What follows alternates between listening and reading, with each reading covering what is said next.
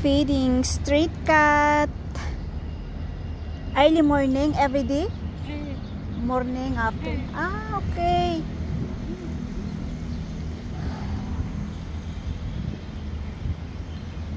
Yan. Can we take picture? Oops.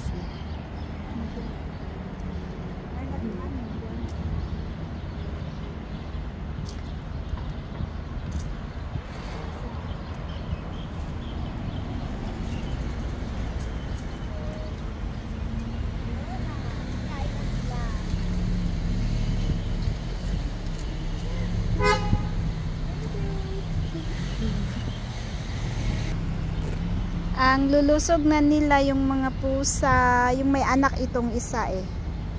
Ayan yung isa doon, medyo takot pa siya kakain. Ayan. Parang may nararamdaman yung isang pusa doon, no?